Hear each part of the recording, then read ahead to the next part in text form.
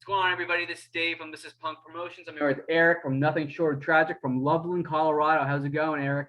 Bro, what the fuck is up? Yes, sir. Eric Bone from Nothing Short of Tragic. But look, before we get started, I gotta say that I followed your breadth of work. I understand you've been behind the scenes for like 10 fucking years, but I appreciate you from the band members that couldn't be here. And I speak for the people of the future that you have yet to help. Thank you for what you're doing, man. You've been behind the scenes and we love you for it. So thanks for having us here. Really appreciate it, man. Let's get started. So, when and how did you guys form?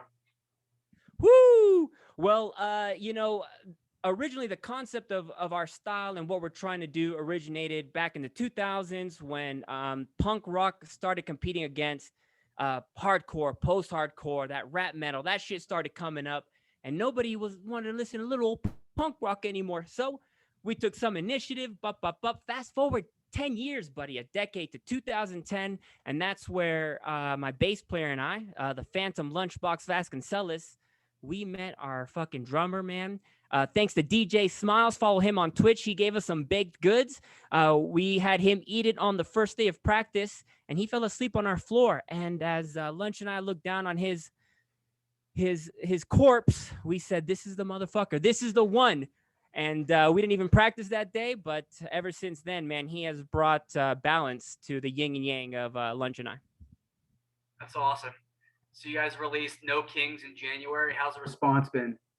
Oh, the response has been sexy. All reviews have been nudes that have been sent to us by both men, women, and some farm animals. That being said, we're very proud of that album, man. It's got the energy that we've been wanting to push, and we just started experimenting. We have another album that's coming out called Soft Pink Sounds from Outer Space, and we introduced just a little baby kiss of electronic, of some of the things that influence us. The backbone, the drums, that's metal, baby. That's hardcore. I'm thrashing on the guitar. The vocals could be hip hop influence. That sort of that feel to it. But yeah, we want to push things in a new direction. And since we do all the action ourselves, we do that. We're not afraid to get weird because people need to evolve. That music needs to evolve. People want to play the same shit all the time. Not us, baby. We're changing all the time. Very cool.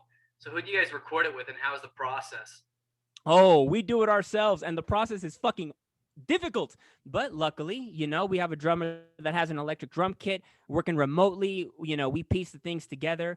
But it's been so if you go back through our library, you will see that the recording quality slowly but surely has been getting better. And we want to apply that very same standard, not just to our music and the quality of our recordings, but our videos, the way we engage with our audience. Everything needs to be high quality to show you that we're serious about what we're doing. We're genuine. And, we good quality stuff. People love that. They feel like they're a part of it. It's for you, baby. We put an effort into it. Sweet. You're from Loveland, Colorado. How's the scene there? Do you have a favorite local band, a favorite venue? Ooh, let me tell you, over here in Colorado, baby, we got the Colorado Punk Rock Army, CPRA. You can follow them on Facebook. We have a community here. We've got a punk community. We've got a metal community and a lot of great, fantastic local bands. But to me, my local world extends farther than just the boundaries of my particular town. I mentioned DJ Smiles, my boy Checkmate from the Silicon Valley. Oh, this guy is in hip hop. Look for Checkmate. This guy is fantastic. Obviously, as I'm sure you know, the Dangerfield is a Southern California band that's fantastic. My boy Sebastian from the Loud Spot. Like this is a circle of people that we engage with. It's a bit of a circle jerk, yes, but we clean our hands and we know each other, so it's a healthy stream, if you know what I mean. Who are your biggest influences? Ooh, okay. For me, my top three for reals is gonna be Rancid. It's gonna be Creedence Clearwater Revival, and it's gonna be Smashing Pumpkins.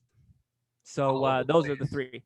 And unfortunately, my singing style sounds like if Billy Corgan and the girl from MIA who sang Paper Planes, like if those two mixed, that's what I fucking sound like, which is not beautiful. It's not pleasant, but we still do it. We still at it. That's funny. So now I'm going to ask you some non-music questions. It's a good way for me to get to know you. I did this with the other bands I interviewed. Are you ready? Yes, sir. All right, first one, favorite sports team. Woo! San Jose Sharks, baby. Yes. And I'm aware that perhaps they don't have the best winning streak ever, but you know what? That's fucking life. Not all of us always have a good winning streak, but step up your fucking game, Sharks. Let's go, baby. I will say this: they have sweet colors, sweet uniforms. Um, Yes. but I can't support them. I'm a Preds fan. Woo! I respect that. Yes, sir. I I'll respect try not to that. hold that against you. Good, man. But you're familiar with the sport. I love that. If you could be any Pokemon, what Pokemon? Ooh, well, I would have to say if there's a Pokemon, fuck, a Cubone, I believe, is the one that I relate to the most. Um, and on my little that Pokemon app video game, that's the little motherfucker I got next to me. So he's got a skull on his head and he's crying all the time because he lost his mother. Just a fucking emo little Pokemon, and that's me, baby. I'm an emo Pokemon. That's sadness is my power. Sweet. If you could be fluent in another language instantly, what language? Ooh, body language, baby. That's a language I need to understand a little bit better. And if I could speak it, man, I would speak in cursive the entire time with my physical body. People they have so many tells, you know what I mean? And this is important when you're on stage and you're performing, you got to keep your eye on the audience and you got to read their body language. If they got their fucking arms crossed, if they're staring off into the distance, you're not doing your job. So I like to be able to see that language, to read it, interpret it, engage, and change that fucking dialogue of their body language into something that's a little bit more me centric. Would you rather be able to fly or read minds? Ooh, okay. I overthink things. So if I'm flying, I'm thinking about temperature, I'm thinking about bugs in my teeth, reading minds. I try to respect other people's privacy. I would read minds. But you know what? I'm just worried that all that information would influence who I am because sometimes ignorance is bliss, and we do have a tendency to react to other people's energy and their empathy. So if I know what's going on with them, that may change me so I can try to please them more, or and then that might make me less of a person, a phonier person. But who knows, bud? Reading minds, yes. Cool. If you could go back in time and talk to one world leader, who would it be?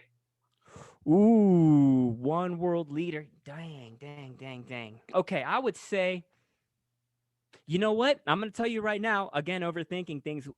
I could probably go back like 200 years and then there's going to start, a language barrier is going to start to happen. But dang, I would say maybe a president, maybe JFK, maybe Abraham Lincoln. I'm not too sure. I would have to think about that, but I'd probably use it for bad. You know what I mean? If you had $1 million and you could donate it to any charity, what charity? Oh shit, I fucking all of them. It's hard to understand. A lot of charities they might dip into the bank a little bit, but everybody deserves help. I would give it locally. I would especially across seas because I think here in the United States we have a tendency to keep our heads down. We only the only input that we have is from movies. We get desensitized, and I think there's so much real shit going on outside of our country that needs attention, that needs help. And that's where it would go. Cross seas, baby, where that dollar stretches. All right, last question. What are some places in Loveland that visitors should check out? Uh, my house. Come to my house, people. Let's fucking party. This pandemic is almost over. We got live music. We've got beer in the fridge. We could cook up some meats if you like meats. That's where you should go. There's nowhere else to go aside from the mountains because the mountains are beautiful. Colorado is beautiful. The governor is beautiful. The people are beautiful. The country that is in is beautiful. This fucking show we're doing is beautiful. So that's what's up. Sounds good. I'll be there tomorrow. Yeah, my man. All right. Plan for an extended stay. You're not going to want to go back home. Bring the family. That's awesome. Well, I really appreciate you, man, coming on and chatting up a little bit. I really appreciate you supporting me and Business Punk Promotions. Hey, you're doing great, man. Thank you very much. Hopefully we can do this again, and maybe one day we'll meet in real life, have a beer, and watch some live music the way life is meant to be experienced. Absolutely, man. I hope you have a great night. We'll talk soon.